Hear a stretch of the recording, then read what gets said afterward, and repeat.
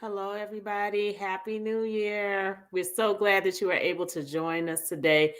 Dale Grant is not on with us right now, but I will be showing a webinar with Dale in it. We kind of got our schedules a little mixed up, so I'm not sure if he's going to be here or not. If not, we'll definitely reschedule him for another time.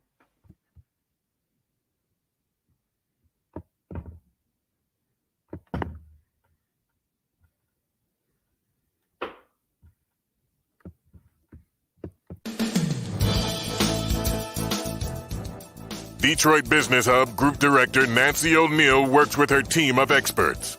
Listen to conversations with business professionals to discover the latest business innovations, insights, and trends. Find out what's hot and what's not in today's business market. Okay, well, we are going to go ahead and get started with today's webinar. As I said, Dale and I apparently mixed our schedules up, and I think he thought we were meeting today at 6 instead of 7. We do, however, have a June 1st webinar that we recorded recently, so I'll be showing that, and Dale is highlighted in here a couple of times. I do encourage you to reach out to Dale if you are interested and have any accounting needs. He is actually my personal accountant, and I'm sure that he would love to work with you. So without further ado, let's go ahead and jump into this. Tammy, I will allow you to introduce yourself. Oh boy. Hi everyone, my name is Tammy Turner. I am the co-owner of Capstone Employment Services. We are a certified woman-owned and minority-owned staffing agency based in downtown Detroit. And we're actually celebrating our 3rd year anniversary today. My partner is on the Zoom meeting as well. Our core business is engineering. We service the Tier 1 automotive suppliers.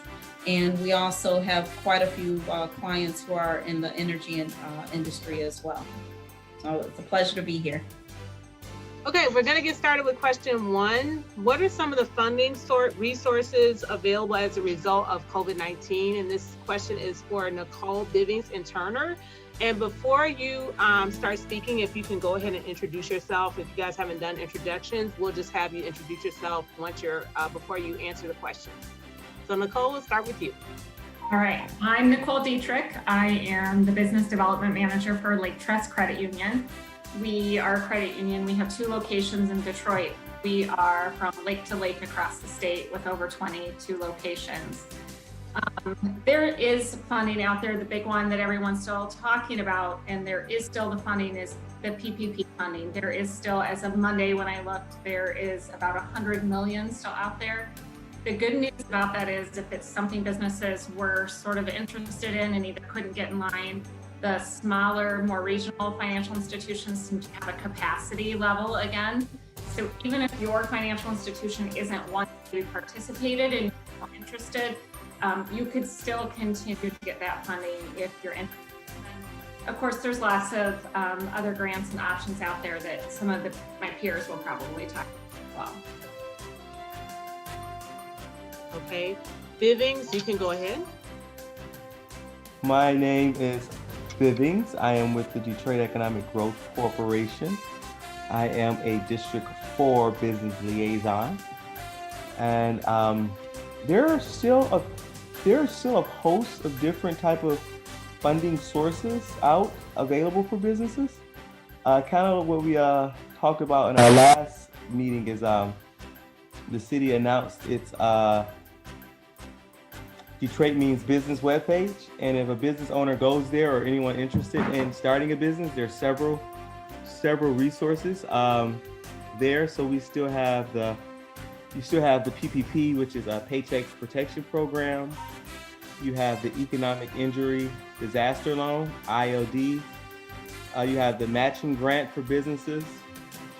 So there is still a host, and then there's some things like you have the TCF loan relief and the MWF Michigan Entrepreneur Resilience Microloan and Grant Fund. And then there's also still, which is many businesses are tapping into, but there's still also the personal loan. So those are just to name a few, but again, Detroit Means Business webpage, it has a host of information about financial resources. Okay, Tammy, can you wrap this up? Yes, not a whole lot more to add than Nicole and Bivens added, but as a small business, we applied for several grants in the PPP loan, and we were actually denied by one of the major banks. I won't say the name, but it's a very large national bank. And then we went to a smaller bank, a local bank, First Independence, located in Detroit, and we were approved immediately and funded within, I think, 3 or 4 days. So, That's awesome. yeah, I know that a lot. So I was in the Goldman Sachs program, and a lot of the Goldman Sachs 10,000 Small Business Program, and a lot of the entrepreneurs in that program were finding challenges with some of the major banks. So they started to go through credit unions, such as with Nicole and smaller banks, and they were able to get funding. But also places like Detroit Development Fund, Invest Detroit, Michigan Women Forward, they are offering grants as well. So those might be additional places that people can go to. And interestingly enough, just to wrap up, Magic Johnson had come out and said that he was offering $100 million for minority-owned businesses and women-owned businesses that were not able to receive funding from the first round of PPP money that was allocated. Nancy, this might be a good time also to jump in instead of talking about it later. Lake Trust announced today that we are doing another round of crowdfunding grant matches. Excellent.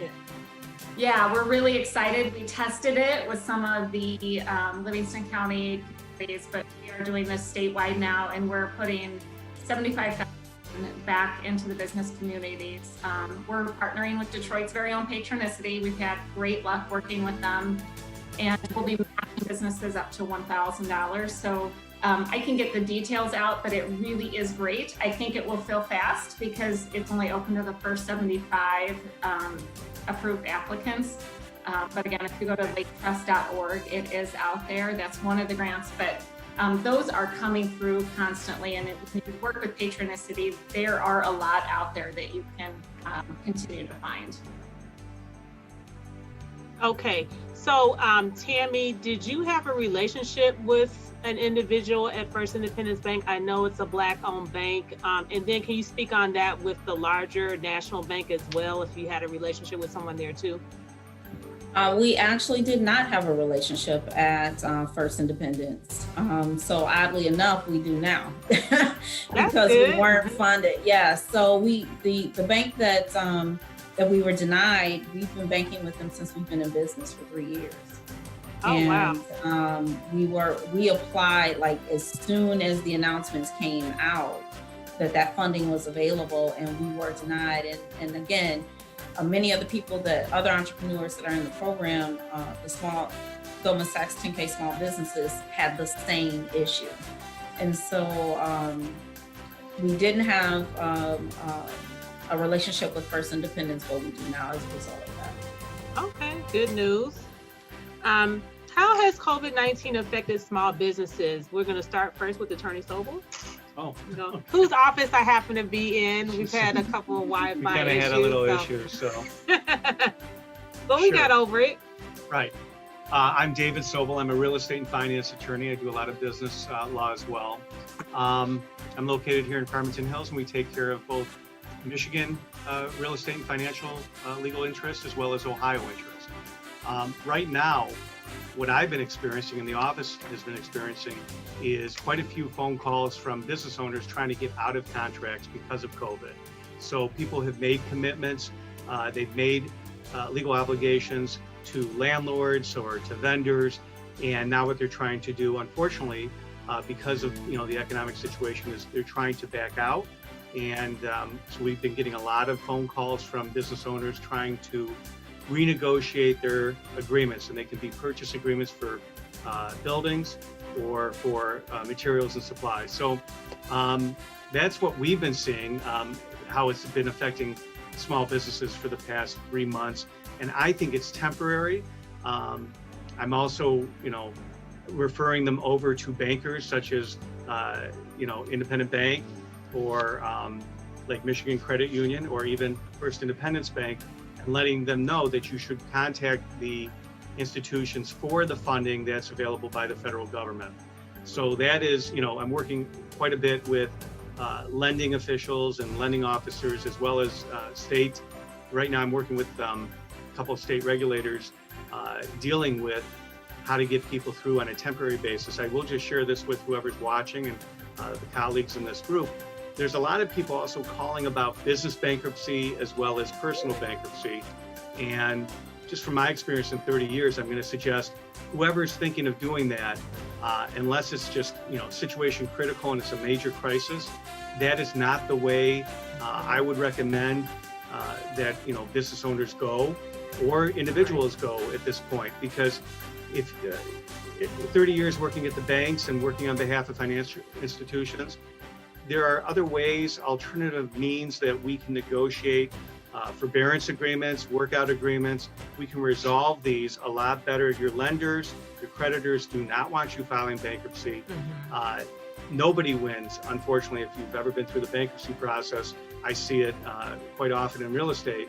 It's a pretty arduous process. It's really the last hope, people live in hopium sometimes, but the last place that you want to be. There are so many other ways that we can resolve matters for small businesses, and this is still uncharted territory. So most landlords, especially medium-sized landlords, will work with the clients, and every day, even though most people have been sequestered, my team and I have a team of around 10 colleagues. We've been working nonstop since March 23rd, when the order was enacted, and now the order today was just lifted by the government, by the governor. But don't take such drastic measures. Take some time, consult with your attorney, and get the facts before you file bankruptcy. Consult with your banker, consult with your accountant. There's just so much available for people out there without having to lose everything. Okay. Tammy, you want to pick up on that? Sure. To piggyback on that, as a small business owner, we reached out to all of our creditors and said, hey, we're not an essential business. We're not allowed to still operate. However, we have a lot of temporary employees that were still that were working from home. And so we had to supply them laptops.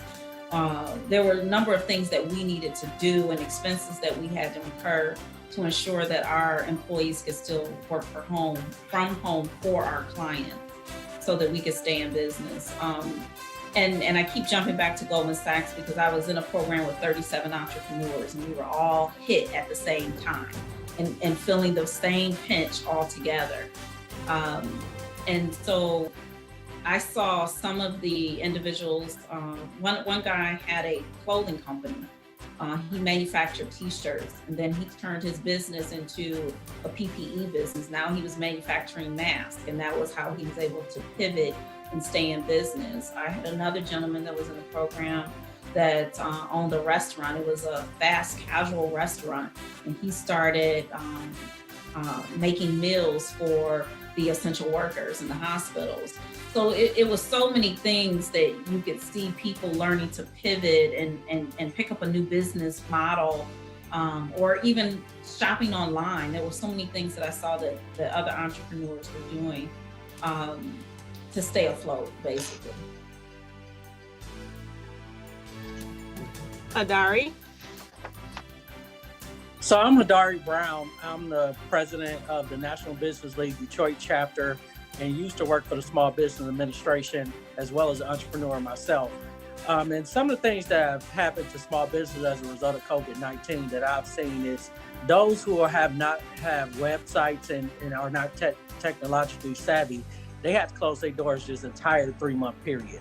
A lot of restaurants have stayed afloat a little bit due to some help by the city and other people who have bought from these restaurants and have lended services to them to feed some of the healthcare workers in the industry. So that has impacted how restaurants have been impacted. And then again, some businesses have been impacted, such as barbershops, hair salons, where they just haven't been able to be open at all during this time period. So it's been a lot of what Tammy and David said are absolutely correct. Some businesses have had to look at new ways and other their contracts from rent and things of that nature. But I think the biggest hit industries are definitely the hair salons, spa industry, and barbershops, and those who have not been able to really been technology savvy and have websites already.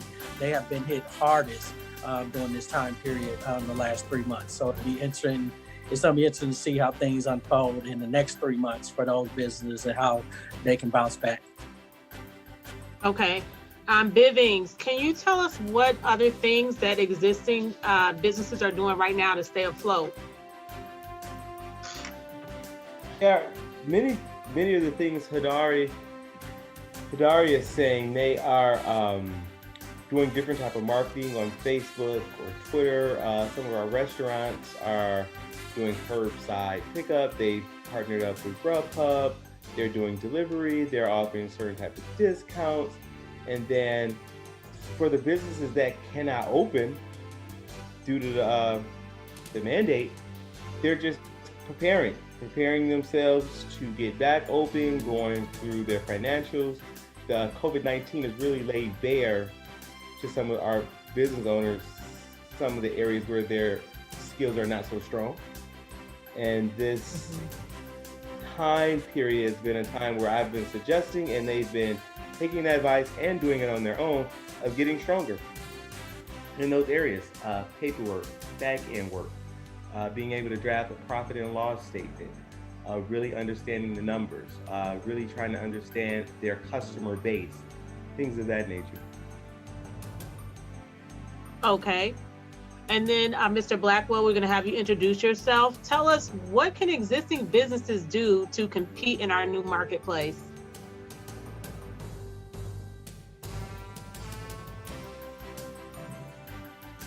Well, how's everybody doing? My name is Greg Blackwell. I'm an insurance and financial services agent, as well as I'm certified in financial services. My firm's office is located in Southfield, and we've been serving the Southfield and Metro community for the last 10 years, and I may have some clients out there. Most of the folks who are already clients tend to refer us quite a bit, and they say we provide world-class service. So some of the things that existing businesses can really do to compete in this marketplace, and there are businesses that are thriving. This shift, everybody's not hurting from it, and including restaurants. I think the things that businesses can do to compete is they really have to right now we're here, so we can talk about down the line what folks can do, but the folks who are already here, they really need to focus on what value they're providing to their clients. It's such that it transcends across them having to purchase it online, them having to go through additional hoops and hurdles. And if you have a client that's really satisfied with the service that you are providing, they're more likely to be willing to jump through and go through some of those hoops and hurdles and things of that nature. So it's, and every business is a little different. But that's one of the biggest things. I'm currently working with a lot of restaurateurs right now. I'm insuring a lot of restaurateurs right now as well, and I'm really seeing firsthand what they're going through. But a lot of them are happy with the shift. Those who lean towards cleanliness and really clean environments and so on and so forth, I mean, they're kind of happy with what they're seeing, because there's going to be an increased demand on not just a burger joint, but a place that is safe to eat, where really high standards are visible and apparent. And for those restaurants and for those businesses that deliver that clear and apparent value and safety, those are the ones that are going to drive and just continue to march right through this time period, this thing that we're going through. Okay, Tammy? The first thing that I thought of when what are existing businesses doing right now to stay afloat, and the first thing I thought of really was adapt. So we have to adapt. We have to learn how to pivot, and that may oftentimes mean creating a new line of business, a new way of doing business, a different business model, and also being able to partner with other business owners and share resources. So that there's and sometimes those resources are really even just knowledge. Being able to talk to other business owners to find out what they're doing to survive and how they're surviving and how we can help them. And so it's communication, but it's really learning to adapt. Sometimes we're focused on one way of doing things, and then something happens catastrophic like this, and it's like, what are you going to do? You either adapt or get left behind. And so that's always seems to me to be one of the biggest challenges. But even in that adapting, you look up and you're forced to change your business model or create another product line, and then you're making even more money than you were with your original business model. So it sometimes really turns out to be a benefit, to be a plus. So I'm hoping that individuals that are watching this today will feel free to reach out to all of the panelists here and find out ways that we've adapted and things that we've done to stay afloat, so we can continue to uplift each other, empower each other. Okay, thank you. And Hadari? So to piggyback off what Tammy said, it is some businesses have adapted as well as in order to compete. Like for example, a business like Thompson's Cosmetics, who sells makeup, they've kept their makeup line, but they also added a mask line. And they just saw them this past weekend, and they are selling. Their masks are selling right now more so than their makeup, and that's how they've been able to stay afloat and been able to compete in this new marketplace. And then you have other companies, as mentioned earlier, they're switched over and started making PPE products because hospitals and other healthcare individuals and manufacturing companies, they need some of those things. And then there've been news stories about other manufacturing companies switching over to make signs for schools and universities where they're telling people to stand 6 feet apart and things like that. So you got to think of the new ways of how you can compete right away. But then at the same time, think about what's your main bread and butter. Start having a couple of sales on some of your products. Like some companies who sell products online right now have weekly sales or have a daily sale on certain t-shirts or certain products that they have that usually you probably don't usually see on sale all the time. So some of the local small businesses have started doing that, and doing restaurants also have started having a little bit more daily specials discounted at a different rate, particularly at that lunch special and things of that nature in order to entice people to buy more than one meal at times during this pandemic. So those are a couple of ways that business have competed and are trying to compete or are looking forward to competing in this new marketplace that they're entering right now. Okay, thank you. What other options do small business owners have besides government funding? We're going to start with Nicole first.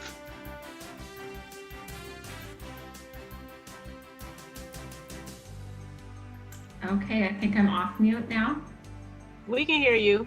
All right. One of the things I'm most excited and proud that Lake Trust has come to market with in the last year is it's a business purpose microloan. So we are a CDFI institution, which means we look more to give back into the community with some of our lending. So I think there's a lot of type of microloans out there. I think Bivens mentioned it. It would be great if you are in the city of Detroit to connect with them because they do have the resources, but certainly Lake Trust has the microloan. It's $50,000 or less, and it's based on the business owner's personal credit and the income of that business owner. So it takes some of the business out of it. We've actually been seeing kind of like Tammy and Hadari and Greg even mentioned, some businesses are doing really well and they need to scale very fast. And so we've been able to help them out through that. I think we also, if we're not able to help, we work closely with Build, and there's the Kiva funding, there's the Honeycomb funding. I think, again, just working with your resources. We actually are great partners with 10,000 small businesses. So just working with your resources that are out there, the network here that you're building, one of us probably could help connect you to some of that additional funding. Okay, thank you, Tammy. Nicole said everything I wanted to say.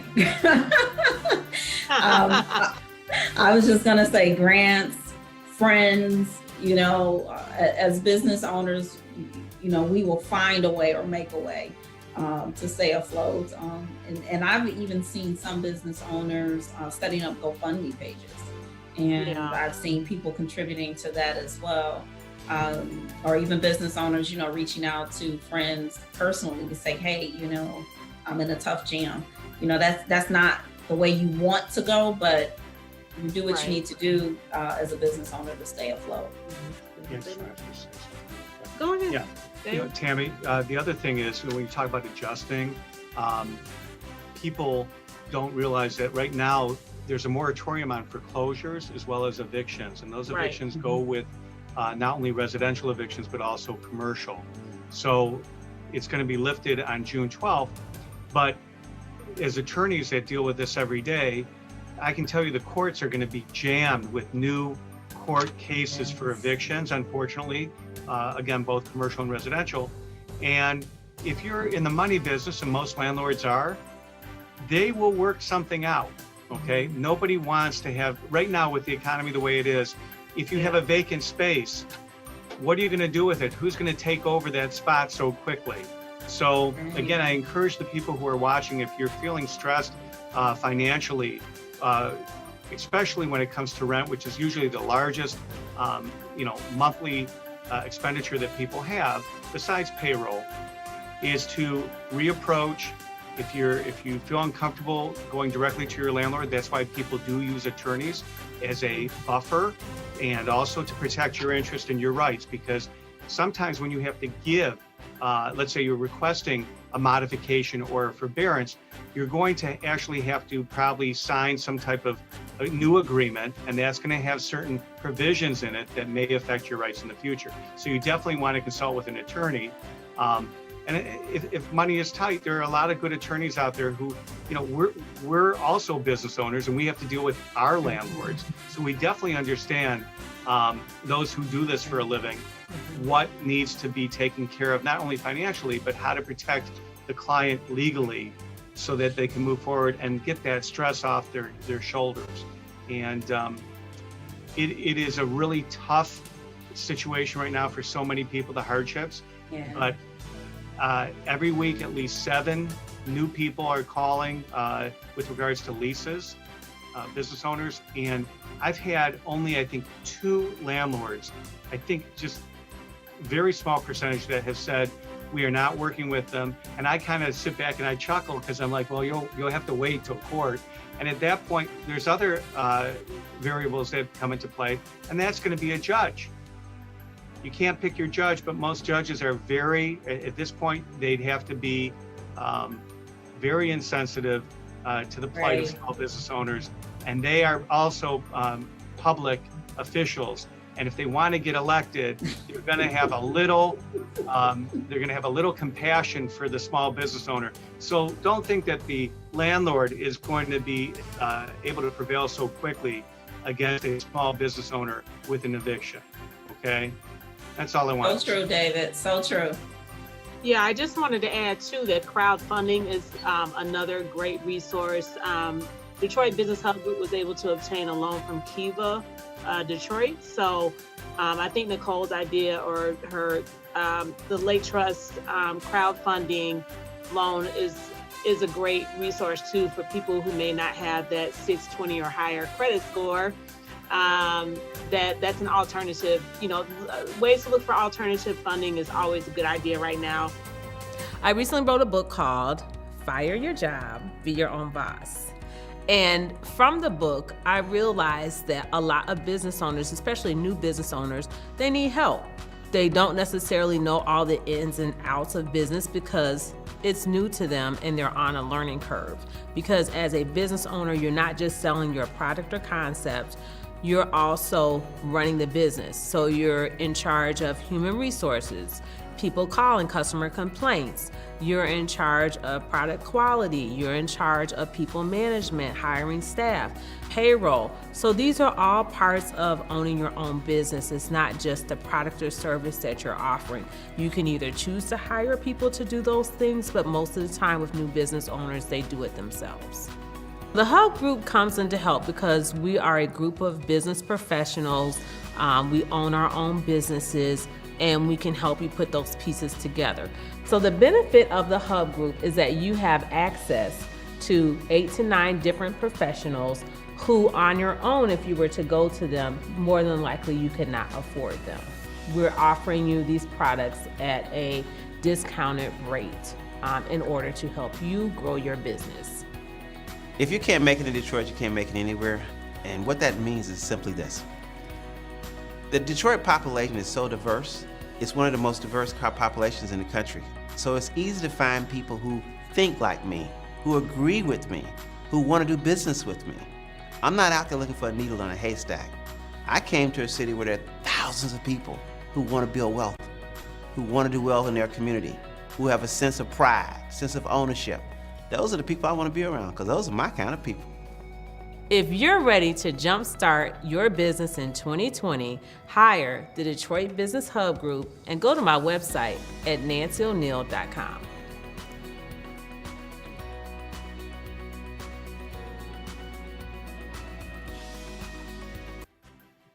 Everyone is saying the same, not the same thing, the different. No, I don't have anything to add to it. There's Okay, moving on. How does the current unemployment rate affect small businesses? Mr. Grant, we would like you to introduce yourself, and you can answer that question first. How you guys doing? My name is Dale Grant. I'm a CPA. My firm is Ashton Business Consulting. We specialize in working with individuals, small businesses, and nonprofits, providing their accounting, tax, and bookkeeping and advisory needs. So one thing before I answer that question, I'm going to touch on another thing you guys talked about, funding sources. I thought it was a lot of great answers there. Really look for local sources, and that was really, mentioned CDFIs, those micro lenders. A lot of times they don't require that you have the higher credit score, but also electronic financial institutions. One of the issues with the PPP was that banks aren't as well suited to lend to large swaths of people in a short period of time and receive information electronically. They're old school. You go sit in front of someone and they get to know you and they lend you some money. But because of those issues, one of the things that was opened up was electronic lenders. So that would be things such as when you get PayPal credit or Square credit. So there are some electronic lenders that also have PP funds available. And that's a huge plus if you're a small business owner out there and you don't already have an existing relationship with a bank and you need to get one. So I would definitely be looking at that. And as far as businesses looking to stay afloat, working with a lot of clients and adapting, being able to provide different sets of products and services, but also taking a look at that income statement and finding out where you can lean out some of those expenses. There may very well be costs that you didn't mind incurring during normal economic times that you look at now that you just don't need to incur. You may be able, and it happened with me. There was a service that I don't always use, didn't mind paying it. Contacted the company, I let them know, I'm going to suspend the service for right now. I'm going to cancel the service. They offered to suspend it for 9 months, which was a good solution for me. And it works out both ways, because had I canceled it, I might not have gotten that service back. So just look for ways that you can potentially lean out those expenses and talk with your creditors, find out if you can renegotiate those terms. And keep in mind, these Fed rates, they're low. The Fed is starting to run out of room with regards to lowering their rates. So if you are comfortable with taking on debt look and are able to look at your ability to take on debt now, because my suspicion is this is some of the cheapest money you're going to see for a while. So if you want to take on a loan, and you were thinking about it, maybe the next 6 months to a year, you might be able to take advantage of extremely low interest rates, because once we get rolling again, they're going to have to raise interest rates. And prior to this economic downturn that we're experiencing, interest rates were rising every quarter at about 0.25%. So that's something you want to keep in mind. The question I was supposed to answer, unemployment rate. So that's affecting business owners. A lot of business owners have unemployment claims that they need to deal with. I think what's really going to happen is that depending upon the type of employees that you have, I think that what's interesting is that business owners and employees are learning that work from home is much more of an option. So, you may need to acquiesce on what are your requirements of employees. What you're going to find is that for people that have lost their job, if you're looking for an employee, you're probably going to find very well qualified people. However, there's, those people know that there's less businesses, just in general out here available. So they're going to be in demand. So I would be prepared for that. I would, people have been experiencing the fact, one of the issues is that if you were at minimum wage, getting unemployment, some people made more money on unemployment than they did working.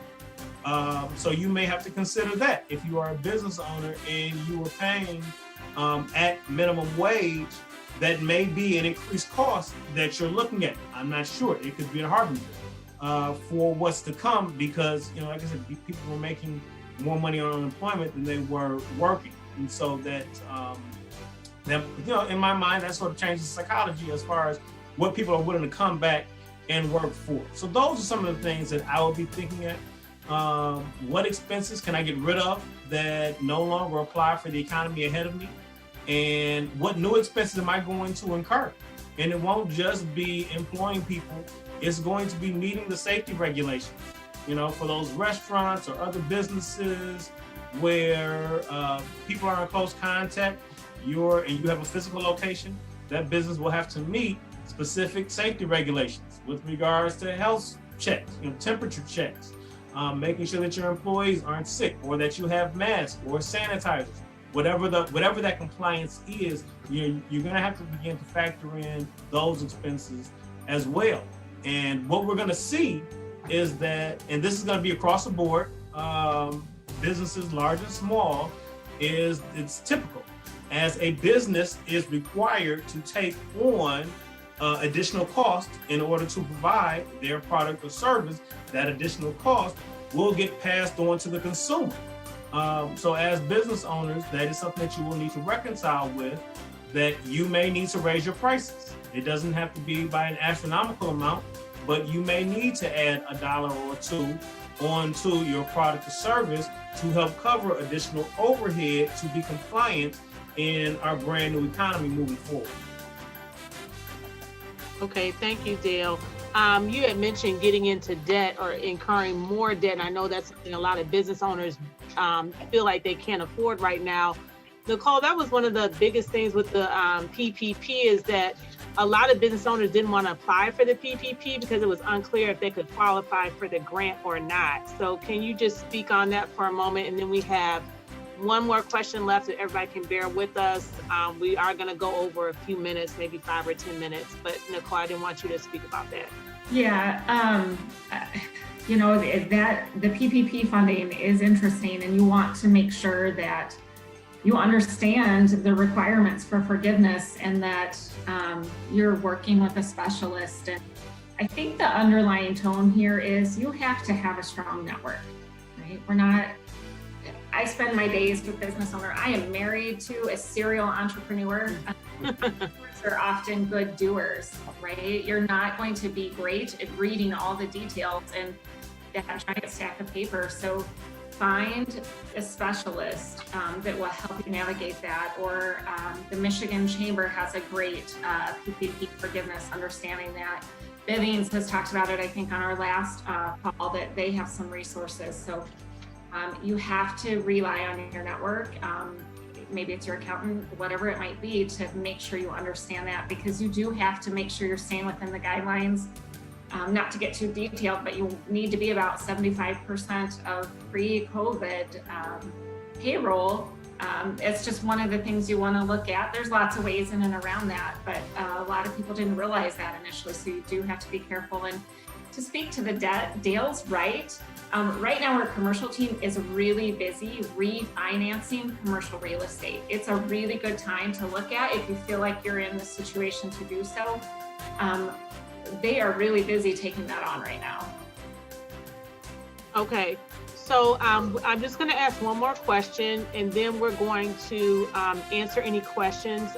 Robin, if you can let us know through chat or Facebook or LinkedIn if anyone has questions, because I did want to allow the panelists to answer a couple questions.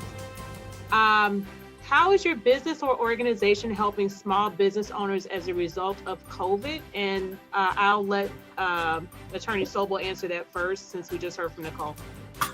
You ready? Yeah. You know what? We're listening. That's what we're doing.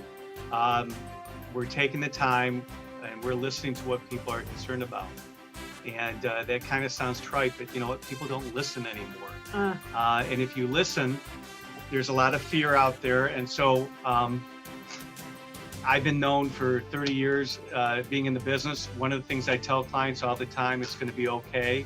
And if it's not going to be okay, I let them know as well. So you got to be honest, but you have to listen. So everything else is pretty perfunctory in the sense that we do a lot of negotiation for our clients.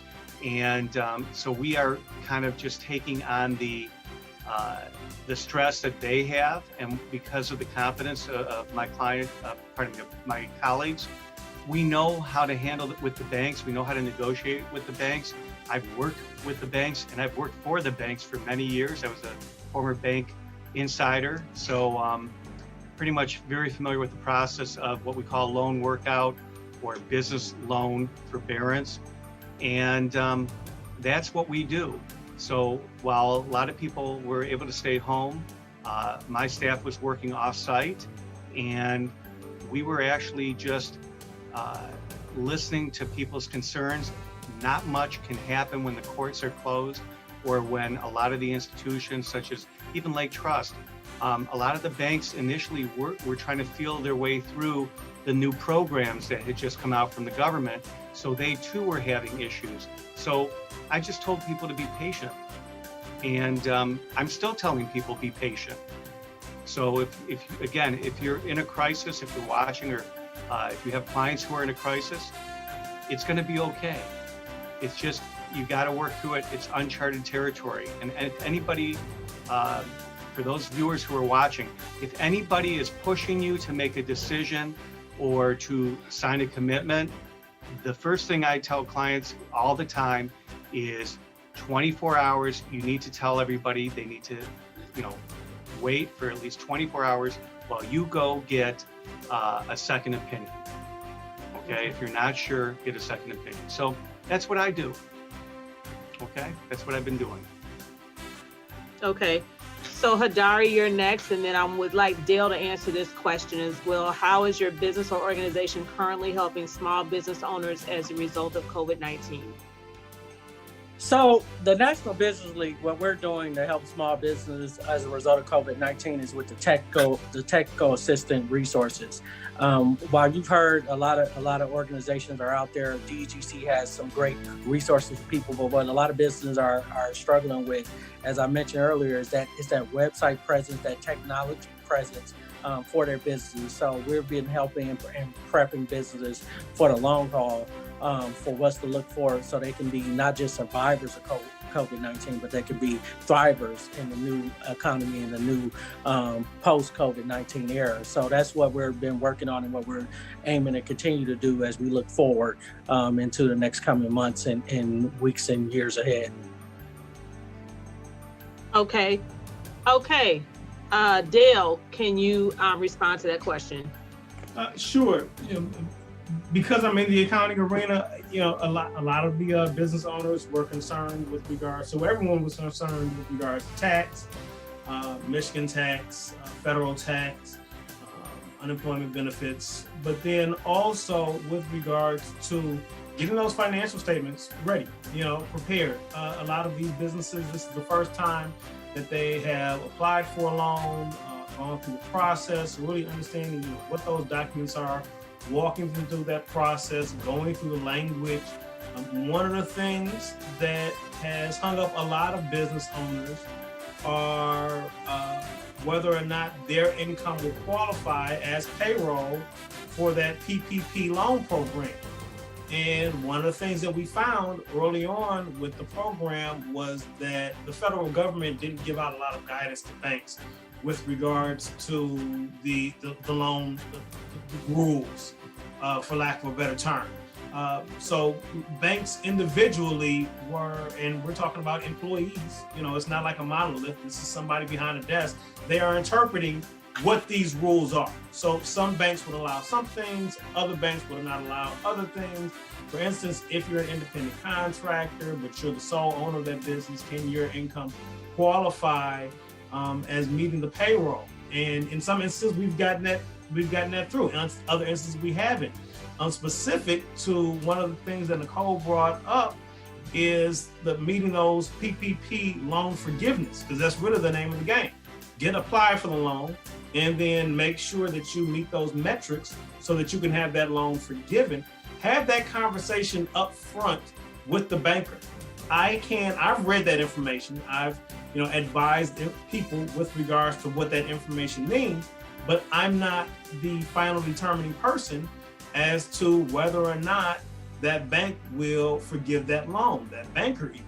Therefore, up front, before you take the funding, make sure you got an agreement. Hey, these particular expenses that are outlined on my profit and loss statement that represent my payroll, does this qualify for loan forgiveness? Because if it doesn't, you're going to end up, having to pay this loan back. So it's better to have that conversation on the front end than it is on the back end. So those are a lot of the conversations that's really been occurring for my clients. One, walking them through this process, and then two, strategizing. How are you going to spend that money? So some people got PPP loan, some people got the EIDL loan, some people got other funding. So, not all of it, not everybody needed it all for payroll. So now that you have an extra, some sum of money there, how are you going to spend it in order to further your business? Because remember, you've taken a loan. So you want to make sure you get a return on that money because you're gonna have to pay it back. So that's the next part is let's get you the loan if you need it. And then, let's make sure we hit those metrics, and then let's strategize on the best ways to spend that money. Because as many of us on this panel has outlined today, moving forward in your business will probably look, a little different than what it did pre-pandemic. Okay. Thank you, Dale. Robin, can we go to a 2-minute commercial break, and then I'm going to have everyone give closing remarks when we get back. I just wanted to let you all know that this webinar was brought to you by Detroit, I can't think the name of my group now, Detroit Business Hub Group. Can we go to the commercial, Robin, or did you play the commercials already?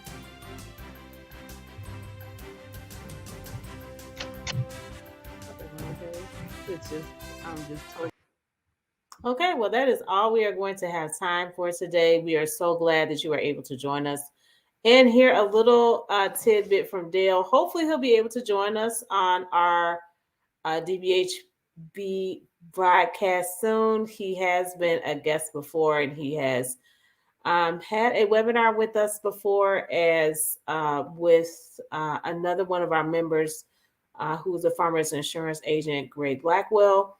So we look forward to you all joining us once again Tuesday and Thursdays at 6 p.m. or 7 p.m. And we look forward to you all being with us again at our next DBHG broadcast. Thank you so much, everyone. Have a great evening. Bye-bye.